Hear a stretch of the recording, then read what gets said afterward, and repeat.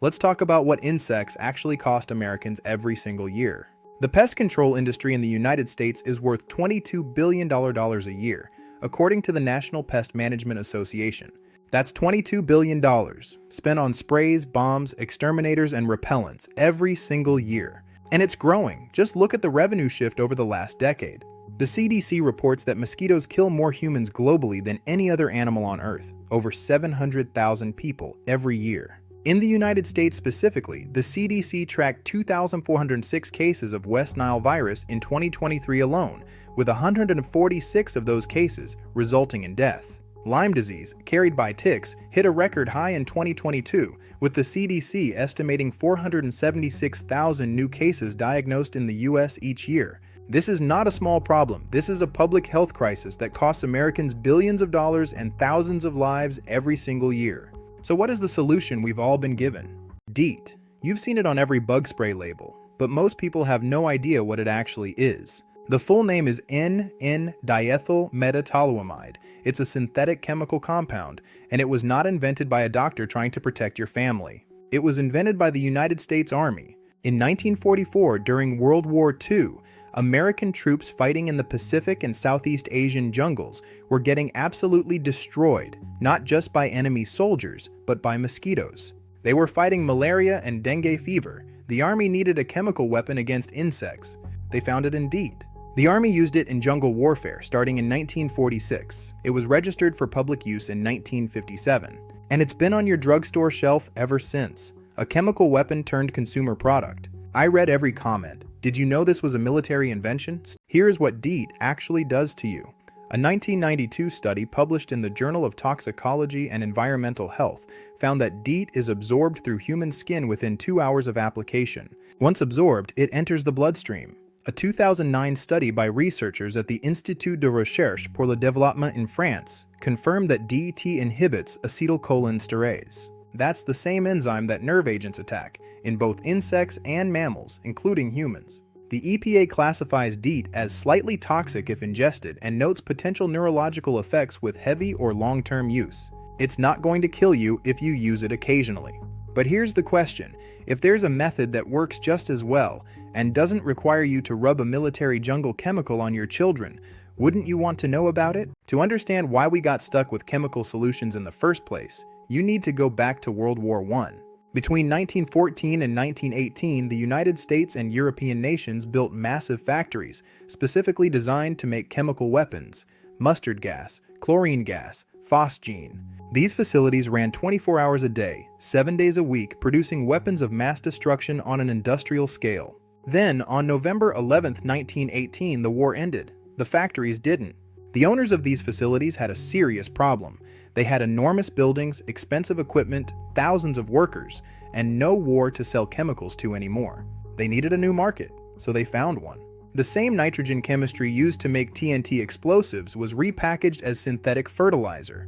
The same organophosphate chemistry from nerve agents was slightly modified and sold as pesticides. I read every comment. Did you know your lawn care had its roots in the trenches? German chemical company BASF, which had manufactured chemical weapons during World War I, became one of the world's largest producers of agricultural chemicals after the war. By 1950, synthetic pesticides had almost completely replaced older natural methods of pest control on American farms. This wasn't because the chemical solution was better for people or the environment. It was because someone needed to make money off all those factories. The modern pest control industry was not built on science. It was built on surplus, just a way to offload the leftovers of war onto your dinner table. Stay curious and keep an eye on the pulse of history. I'm reading every comment. Did you know about the BASF connection? Here's something you probably did in 6th grade science class. Push a copper penny and a zinc-coated nail into a lemon, connect them with a wire, and you get real electricity, enough to light a small LED bulb. This is called a galvanic cell, named after Italian scientist Luigi Galvani, who first described it in 1791, over 230 years ago. The science is simple. When two different metals touch inside a liquid that can carry a charge, called an electrolyte, a chemical reaction starts on its own. Electrons start flowing from one metal to the other. Tiny charged particles called ions release into the liquid. A low-level electric current is created. No battery, no plug, no solar panel, just two metals and a liquid. Here's something you probably did in 6th grade science class. Push a copper penny and a zinc-coated nail into a lemon, connect them with a wire, and you get real electricity, enough to light a small LED bulb. This is called a galvanic cell, named after Italian scientist Luigi Galvani, who first described it in 1791, over 230 years ago. The science is simple. When two different metals touch inside a liquid that can carry a charge, called an electrolyte, a chemical reaction starts on its own. Electrons start flowing from one metal to the other. Tiny charged particles called ions release into the liquid. A low-level electric current is created. No battery, no plug, no solar panel, just two metals and a liquid. That's it. I read every comment. Did you ever imagine your science project held a 200-year-old secret? This isn't a theory. This is well-documented biology. Let's start with mosquito larvae. A 2014 study showed that copper sulfate at concentrations as low as 0.02 parts per million completely destroyed their gut microbiome. The larvae couldn't digest food. They couldn't develop. They died. We're talking about a trace presence that naturally occurs around corroding copper. Just look at the copper concentration in normal soil compared to the environment created near an earth battery. The EPA has actually registered copper sulfate as an approved pesticide. It's used because copper ions are so effective at disrupting mosquito development. The earth battery creates exactly this kind of copper ion environment in the soil right around your own home. But what about adult insects? This is where it gets even more interesting. Their chemical sensory system is incredibly sensitive. Stay with me. In part 2, we reveal how these ions scramble their signals. Adult mosquitoes navigate using an incredibly sensitive chemical sensory system. Their antennae contain chemoreceptors that detect CO2, sweat, and body heat from over 160 feet away. This is how they find you. It's a precision-guided tracking system built into every insect. Copper ions interfere directly with these receptors. They bind to protein structures in the sensory cells, scrambling the electrical signals sent to the brain. From the insect's point of view, the signals are wrong. The environment doesn't register as a food source. It feels threatening. They turn around and go somewhere else. No poison, no toxic clouds, no dead insects on the ground. Just insects quietly deciding that your yard is not worth visiting. A biological barrier built from $8 of copper and the ground beneath your feet. Here's everything you need.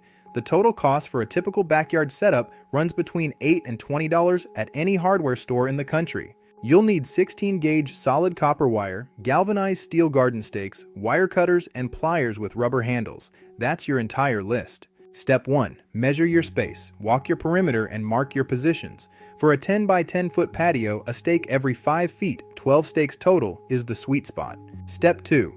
Prep your galvanized stakes. Cut them to about 14 inches. You want 10 inches in the ground and 4 inches sticking up. The deeper portion is where your galvanic reaction is most active. It's where the soil is moister and the ion exchange is strongest. We've got our stakes prepped. Now it's time to build the shield. Step 3. Drive the stakes into the soil. If the ground is dry, water it first and wait 20 minutes. Damp soil is the key to ion exchange. Step 4. Run your bare copper wire from stake to stake. Twist it firmly against each stake at least 2 to 3 times. Good contact is where the reaction starts. Step 5. Bury the wire runs about 2 to 3 inches deep. This maximizes ion release into the ground and the air above it. Approximate is fine. Step 6. Give the entire perimeter a solid soak. This activates the electrolyte, the wet soil, and starts the galvanic reaction immediately. Within 24 hours, a greenish tinge, copper oxide, will appear. That means it's running. Ions are now diffusing into your perimeter. Your perimeter is active, and the system is self-running as long as the soil stays damp. This is your long-term insurance against insects. In dry summer stretches, water your perimeter every few days. Just like you'd water a garden. The moisture is the electrolyte that keeps the ions flowing. Over time, the zinc coating on your galvanized stakes will corrode away. Zinc is the sacrificial metal in this reaction. That's exactly how it's designed to work. When your stakes look heavily pitted and gray, it's time to replace them. Your copper wire will last much longer, but the zinc is what powers the shield. Total replacement cost when it's time, under $10. A small price to pay for a poison-free backyard that runs on nothing but science. Here's a detail that will make a real difference in how well your setup works. The shape of your layout affects your coverage. In a rectangular setup, your strongest ion zones are at the corners. The weakest points are the midlines, farthest from any corner. A hexagonal layout distributes your stakes more evenly. The ion zones overlap uniformly. You don't get weak spots in the middle of your sides. For rectangular garden beds, just add extra midpoint stakes on any side longer than 8 feet. It's practical and effective. For open spaces like a deck or patio, try a hexagonal layout. It produces meaningfully better coverage for just 5 minutes of extra work. There's also a depth advantage. Drive your stakes 4 to 6 inches deeper, down to the moisture layer that stays wet even in a drought. This keeps your galvanic reaction running even when the surface is bone dry. The earth battery is not a magic bubble. It will not make your yard 100% insect-free. A very hungry mosquito that happens to land precisely on your copper wire is not going to explode. What it does, and does consistently, is significantly reduce the number of biting insects attracted to your zone. It disrupts their chemical navigation. It makes the immediate environment chemically unfriendly to their sensory systems. It's a subtle shift that produces a major result. Think of it like this. If your yard normally attracts 100 mosquitoes, the earth battery isn't going to make that number 0. But if it drops to 20 or 30, that is a completely different outdoor experience. That is a backyard you can actually sit in. Science doesn't need to be magic to be life-changing. It works best as part of a complete approach. Eliminate standing water in your yard. That is where mosquitoes lay their eggs. A bottle cap of standing water is enough. Eliminate every source. A single cap can breed hundreds. The war starts with prevention. Plant lavender, lemongrass, and basil near your seating area.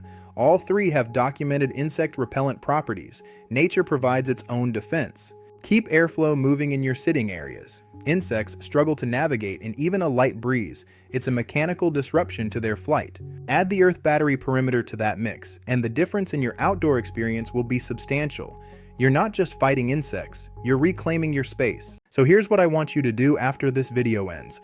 Go to your nearest hardware store. Pick up 10 feet of 16-gauge bare copper wire and a pack of galvanized garden stakes. Total cost, under $15. Come home, measure your backyard, push in your stakes, run your wire, bury it, water it. Then go back outside that evening and pay attention. You don't need a corporation's permission to do this. You need 2 different metals, wet soil, and about 45 minutes on a Saturday morning. The earth battery has been sitting under your feet your whole life. It's time to use it. If this video gave you something useful, hit that like button and share it. I read every comment. Stay curious.